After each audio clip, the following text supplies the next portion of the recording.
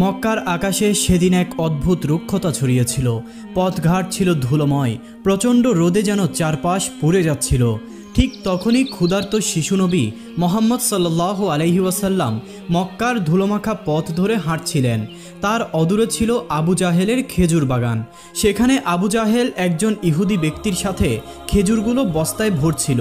অতঃপর ক্ষুধায় কাতর শিশুনবী মোহাম্মদ দুইটি খেজুরের আশায় বাগানের দিকে এগিয়ে গেলেন। তিনি ধীর পায়ে পৌঁছে আবু জাহেলকে সালাম দিয়ে বিনীতভাবে বললেন, চাচাজান, আমার খুব ক্ষুধা পেয়েছে, আমাকে দুইটি খেজুর দিবেন? আবু জাহেল তাচ্ছিল্যের দৃষ্টিতে তাকিয়ে বলল, হে মোহাম্মদ, খেজুর আমি তোমাকে দিতে পারি, তবে একটি শর্ত রয়েছে।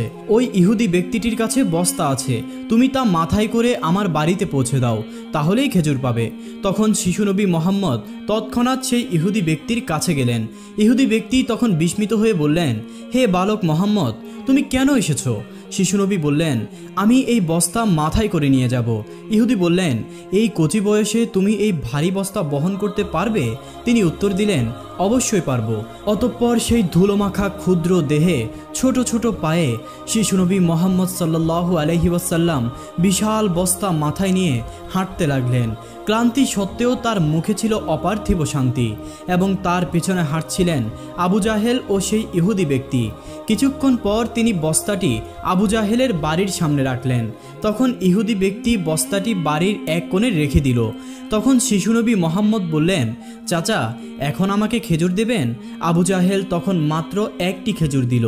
শিশুনবী নরম কণ্ঠে বললেন, চাচা, আরেকটি খেজুর দেবেন না? এই নিষ্পাপ অনুরোধে আবু জাহেলের রাগ যেন আগুনে ঘি পড়ার মতো জ্বলে উঠল। সে প্রচণ্ড রাগে শিশুনবীর গাল মোবারকে একটি চর বসিয়ে দিল। তখন যেন আকাশও কেঁদে উঠল। এমন নিষ্পাপ শিশুর উপর এই কি অবিচার!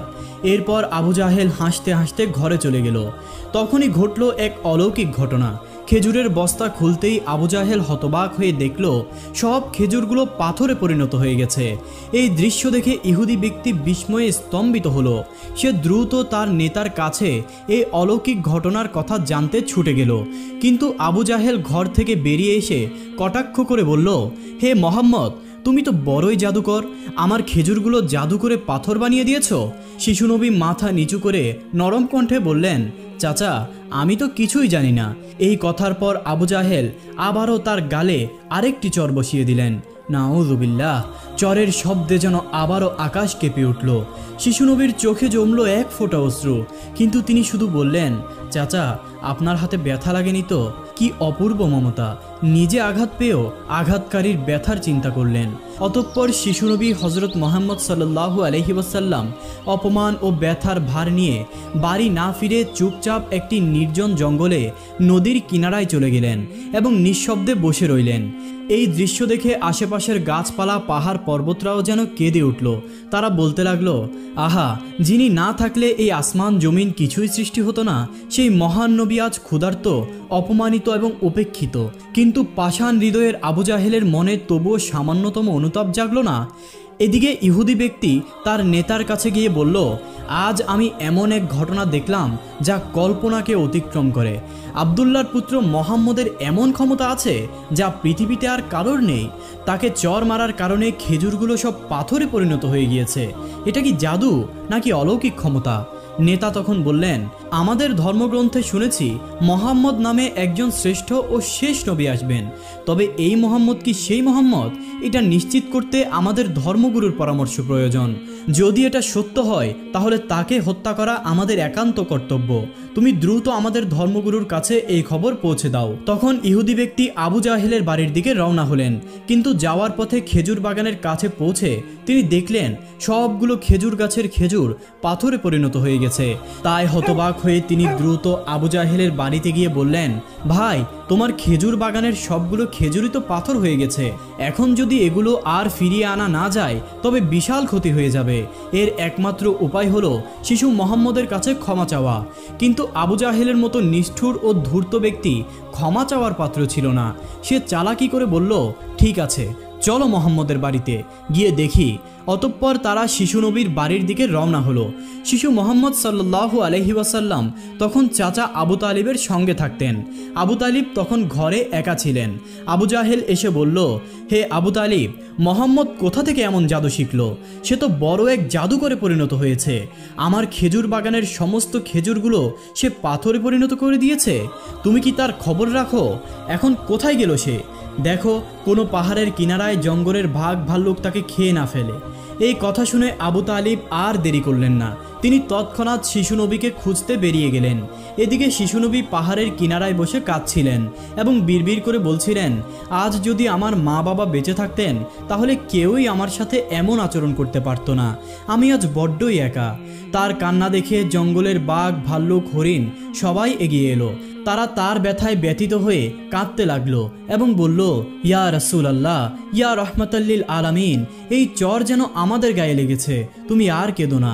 তোমার এই কান্না আমরা আর সহ্য করতে পারছি না। কিছুক্ষণের মধ্যেই চাচা আবু তালিব সেখানে পৌঁছে শিশু নবীকে সেই কান্নারত অবস্থায় দেখতে পেলেন। এই দৃশ্যে তিনি বিস্মিত ও মর্মাহত হলেন। তিনি সান্ত্বনা দিয়ে বললেন, তোমাকে এমন কষ্ট দিয়েছে? আমি তো আছি। আমার জীবদ্দশায় কেউ তোমাকে আঘাত করতে পারবে না। এরপর তিনি শিশু নবীকে নিয়ে বাড়ি ফিরলেন। সেই রাতেই আবু তালিব আবু জাহেলের বাড়িতে গিয়ে বললেন, তুমি তাকে জাদুঘর বলছো? অথচ সে তো কিছুই চায়নি। সে তোমার খেজুর নেয়নি, তোমার বিরুদ্ধে কিছুই বলেনি। তুমি দেখো, এই শিশুর চোখের অশ্রু একদিন পাহাড়ও গলিয়ে দিবে। এই বলে তিনি চলে আসলেন। আবু জাহেল কোনো জবাব দিল না, কারণ সে মনে মনে শিশু নবীর মধ্যে কিছু অলৌকিক শক্তির উপস্থিতি টের পেয়েছিল, কিন্তু অহংকারে তা স্বীকার করতে পারল না। অতঃপর সেই রাতে মক্কার আকাশে উজ্জ্বল আলো জ্বলে উঠল। সবাই ভাবল হয়তো কোনো নক্ষত্র পড়েছে, কিন্তু তখন ফেরেশতারা একে একে নেমে এলেন। এক ফেরেশতা আরেকজন ফেরেশতাকে বললেন, এই শিশুর চোখের অশ্রু দিয়ে একদিন মহাগ্রন্থ নাজিল হবে। এই শিশুই হবেন শ্রেষ্ঠ নবী, সমগ্র বিশ্বের জন্য রহমতের প্রতীক। এদিকে ইহুদি কাফেররা এই অলৌকিক ঘটনার কথা শুনে শিশুনবী মোহাম্মদ সাল্লাল্লাহু আলাইহি ওয়াসাল্লামকে হত্যার ষড়যন্ত্রে মেতে উঠল। তারা চেয়েছিল শেষ নবী তাদের বংশে জন্ম নিক। একজন ইহুদি তাদের ধর্মগুরুর কাছে গিয়ে পুরো ঘটনাটি খুলে বলল। ধর্মগুরু বললেন, আমি তাকে চিনেছি। সে সেই নবী যার উল্লেখ আমাদের কিতাবের মধ্যে রয়েছে। তার দুইটি চিহ্ন হলো, তার কাঁধে থাকবে মোহরে নবুয়ত আর দৃষ্টিতে থাকবে অপার করুণা। তখন একজন জিজ্ঞেস করল, তাহলে কি আমরা ঈমান আনব? ধর্মগুরু মাথা নিচু করে বললেন, আমরা চেয়েছিলাম শিশুটি আমাদের বংশে জন্ম নিক, তাই আমরা সত্যকে অস্বীকার করব। অন্যদিকে প্রতি বছর আবু তালিব ব্যবসার জন্য সিরিয়া যেতেন। সেদিনও তিনি সিরিয়ায় সফরের প্রস্তুতি নিলেন। শিশুনবী মোহাম্মদ সাল্লাল্লাহু আলাইহি ওয়াসাল্লাম তখন তার কাছে এসে বললেন, চাচা, আমিও আপনার সঙ্গে সিরিয়া যাব। আবু তালিব তার অনুরোধ ফেলতে পারলেন না, তাই তিনি পরদিন শিশুনবীকে নিয়েই সিরিয়ার উদ্দেশ্যে রওনা হলেন। কিছু পথ অতিক্রম করে তাদের কাফেলা বুসরা নামক একটি স্থানে বিশ্রাম নিচ্ছিল। সেখান থেকে কিছুটা দূরে একটি খ্রিস্টান গির্জা ছিল। সেখানে সে যুগের বিখ্যাত পণ্ডিত খ্রিস্টান ধর্মগুলো বাহিরা বাস করতেন। অতঃপর সেই কাফেলা যখন আবার চলতে শুরু করলো, বাহিরা লক্ষ্য করলো শিশু মোহাম্মদ সাল্লাল্লাহু আলাইহি ওয়াসাল্লামের মাথার উপরে একখণ্ড মেঘ তার সঙ্গে ছায়া দিয়ে চলছে। এই অলৌকিক দৃশ্যে তিনি বিস্মিত হলেন। তিনি তাদের ধর্মগ্রন্থ পর্যালোচনা করে বুঝতে পারলেন এই কাফেলাতেই শেষ নবী রয়েছেন। তাই তিনি দ্রুত কাফেলার একজন লোককে ডেকে বললেন, আমরা তোমাদের জন্য একটি দাওয়াতের আয়োজন করেছি। যাও, কাফেলার সবাইকে আমার দাওয়াতে নিয়ে এসো। অতঃপর তারা সবাই আমন্ত্রণে সাড়া দিয়ে গির্জায় প্রবেশ করল। বাহিরা বললেন, প্রিয় ভাইয়েরা আমার, আমি তোমাদের সবাইকে দাওয়াত দিয়েছি, এই দাওয়াত তোমরা কবুল করো। অতঃপর খ্রিস্টান ধর্মগুরু বাহিরা সবাইকে পেট ভরে খাওয়ালেন। কিছুক্ষণ পর তিনি আবু তালিবকে ডেকে বললেন, হে কাফেলার নেতা, এই শিশুর পিতামাতা নিশ্চয়ই ইন্তেকাল করেছেন। আবু তালিব বললেন, আপনার ধারণা একদম ঠিক, তার পিতামাতা আর এই পৃথিবীতে নেই, আমিই এখন তাকে লালন পালন করি। বাহিরা বললেন, শোনো, তোমার ভাতিজা নিশ্চিতভাবে আল্লাহর শেষ নবী হবেন। তার পিঠের নবুয়তের মোহর রয়েছে, তাকে সব সময় সতর্কভাবে রক্ষা করবে, কখনো একা ছেড়ে যাবে না। ইহুদি ও খ্রিস্টানরা তাকে চিনে ফেললে তারা যে এই শিশুটির প্রাণ নাশের চেষ্টা করবে এতে কোনোই সন্দেহ নেই। আবু তালিব জিজ্ঞেস করলেন, আপনি এসব কিভাবে জানলেন? বাহিরা উত্তর দিলেন, আমি আমাদের পবিত্র ধর্মগ্রন্থ তাওরাতে এই ঘটনার বর্ণনা পেয়েছি। এখন যাও, তুমি গিয়ে তোমার ভাতিজাকে এখানে নিয়ে আসো। তখন আবু তালিব শিশু মোহাম্মদ সাল্লাল্লাহু আলাইহি ওয়াসাল্লামকে আনতে গেলেন। কিছুক্ষণ পর বাহিরা দেখলেন আরেকটি কাফেলা রওনা হচ্ছে। তিনি তাদের কাছে গিয়ে জিজ্ঞেস করলেন, তোমরা কারা, কোথায় যাচ্ছ? তারা বলল, আমরা রোমের সৈন্য। আমাদের বাদশাহ জানিয়েছেন পৃথিবীতে নাকি শেষ নবী এসেছেন। আমরা তাকে খুঁজে হত্যা করতে এসেছি। আপনি কি তার কোনো সন্ধান দিতে পারেন? বাহিরা বললেন, তোমরা বৃথাই তাকে খুঁজে বেড়াচ্ছ। আল্লাহ রাব্বুল আলামিন যদি তার শেষ নবীকে পাঠিয়ে থাকেন তাহলে তিনি নিজেই তাকে রক্ষা করবেন, কেউ তাকে হত্যা করতে পারবে না। অতএব তোমরা ফিরে যাও। তার এই কথা শুনে সৈন্যরা আবার রোমে ফিরে গেল।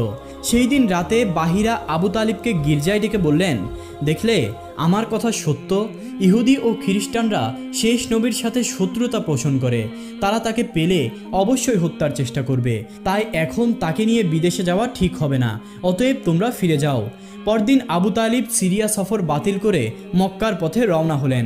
যাওয়ার পথে তারা একটি ঘোড়া দেখলেন, কিন্তু সেটার কাছে কোনো মানুষ ছিল না।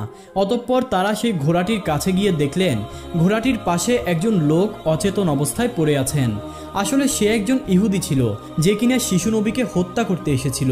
কিন্তু শিশুনবী মোহাম্মদ সাল্লাল্লাহু আলাইহি ওয়াসাল্লাম নিজেই তাকে পানি পান করিয়ে বাঁচিয়ে তুললেন। অতঃপর তাকে সঙ্গে নিয়ে কাফেলাটি আবার পথ চলতে শুরু করলো। চলতে চলতে কাফেলাটি একটি সমুদ্র তীরে পৌঁছালো, যেখানে জেলে সম্প্রদায়ের বসবাস ছিল।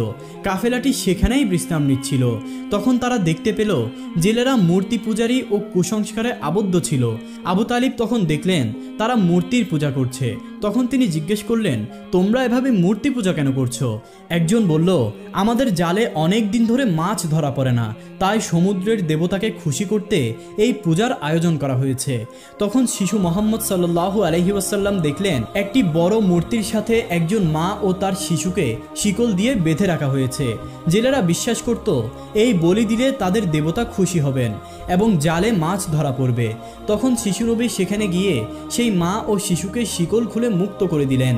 তখন একজন জেলে তার সম্প্রদায়ের কাছে গিয়ে বলল, যাদের বলি দেওয়ার জন্য বেঁধে রেখেছিলাম একটি শিশু তাদেরকে মুক্ত করে দিয়েছে। এই কথা শুনে জেলেরা খুবই রাগান্বিত হয়ে গেল এবং তারা দ্রুত শিশু নবীকে ধরতে এগিয়ে যেতে লাগলো। আবু তালিব তখন তাদের থামাতে গেলেন। ঠিক তখনই সবাই দেখল সমুদ্রের কাছের মূর্তিটি নিজের থেকেই ভেঙে পড়ল এবং সমুদ্রের ঢেউয়ে অসংখ্য মাছ উঠে এলো।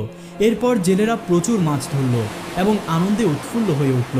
এটা দেখে আবু তালিবও বিস্মিত হয়ে পড়লেন। আসলে শিশু নবী সমুদ্রের ধারে দাঁড়িয়ে আল্লাহর কাছে দোয়া করেছিলেন।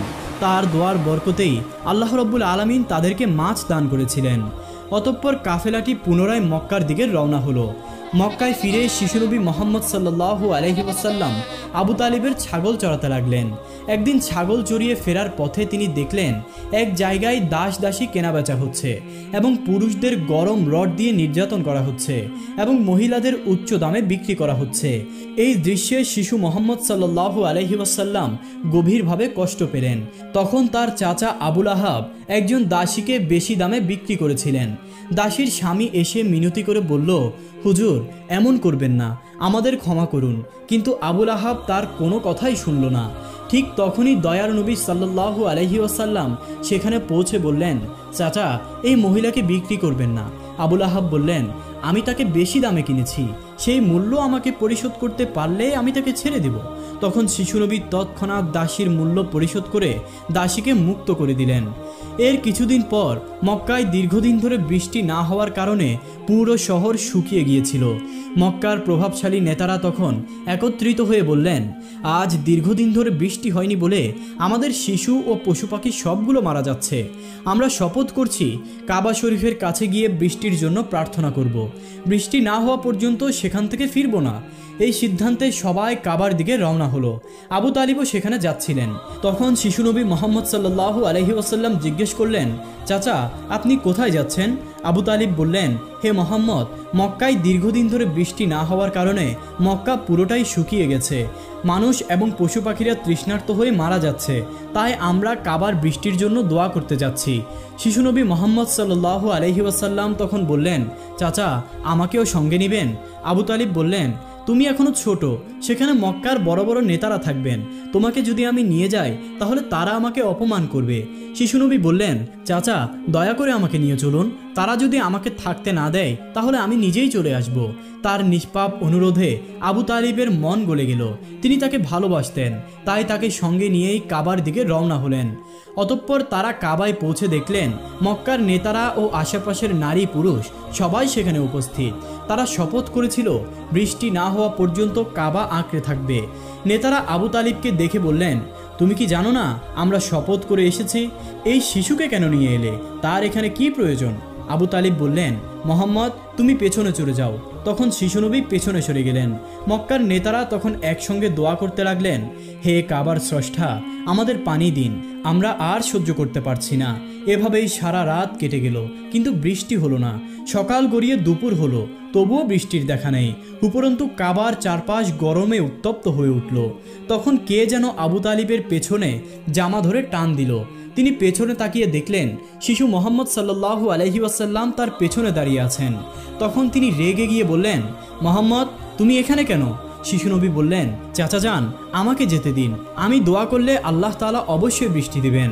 আবু তালিব বললেন, এখানে মক্কার বড় বড় নেতারা দোয়া করেও বৃষ্টি আনতে পারেনি, আর তুমি এই কচি বয়সে কি করবে? এটা একেবারেই অসম্ভব, তুমি পেছনে চলে যাও। তখন শিশুনবী আবারও পেছনে চলে গেলেন। অতঃপর সেই নেতারা পুনরায় দোয়া করলেন, হে কাবার স্রষ্টা, আমাদের পানি দাও, কিন্তু তাতেও বৃষ্টি হলো না। তখন ক্লান্ত হয়ে সবাই বিশ্রাম নিচ্ছিল। আবু তালিব পেছনে তাকিয়ে দেখলেন শিশুনবী আবারও হাজির। তখন তিনি আবারও রেগে গিয়ে বললেন, হে মোহাম্মদ, আবার কেন এসেছো? শিশুনবী বললেন, চাচা আমি আপনার ঘাম মুছতে এসেছি। এই কথায় আবু তালিবের হৃদয় যেন গলে গেল। তিনি তাকে জড়িয়ে ধরলেন। শিশুনবী আবার বললেন, চাচা আমাকে একবার কাবার কাছে যেতে দিন, আমি দোয়া করলে আল্লাহ তাআলা অবশ্যই বৃষ্টি দিবেন। একজন নেতা এই কথা শুনে বললেন, হে মোহাম্মদ এগিয়ে যাও। কিন্তু কেউ কেউ তখন আপত্তি করে বললেন, আমরা এত বড় বড় নেতারা থাকতে একটি শিশু সামনে গেলে আমাদের মান সম্মান সব ধুলোয় মিশে যাবে। অবশেষে অনেক তর্কের পর শিশু মোহাম্মদ সাল্লাল্লাহু আলাইহি ওয়াসাল্লামকে কাবার সামনে যাওয়ার অনুমতি দেওয়া হলো। তখন তিনি কাবার কাছে গিয়ে আকাশের দিকে মুখ তুলে আল্লাহর কাছে দোয়া করলেন এবং সঙ্গে সঙ্গে মুষলধারে বৃষ্টি শুরু হলো। মক্কা বৃষ্টির পানিতে ভরে গেল এবং সবাই আনন্দের সহিত বৃষ্টির পানিতে ভিজতে ভিজতে নিজ বাড়িতে ফিরে গেল। প্রিয় দর্শক, আমাদের প্রিয় নবী হজরত মোহাম্মদ সাল্লাল্লাহু আলাইহি ওয়াসাল্লাম শুধু একজন নবীই ছিলেন না, বরং তিনি ছিলেন মানবতার জন্য শ্রেষ্ঠ আদর্শ। তার জীবনের প্রতিটি অধ্যায় আমাদের শেখায় ধৈর্য, ক্ষমা আর ভালোবাসার মূল্য। যারা তাকে কষ্ট দিয়েছিল, তাকে আঘাত করেছিল, তাদের জন্য তিনি দোয়া করেছেন। তাই আসুন আমরা সবাই নবীজির এই মহান আদর্শ নিজেদের জীবনে ধারণ করি এবং তার সুন্নাহকে পরিপূর্ণ অনুসরণ করে জীবন গঠন করার চেষ্টা করি। আল্লাহ রাব্বুল আলামিন আমাদের সেই তৌফিক দান করুন। আমিন।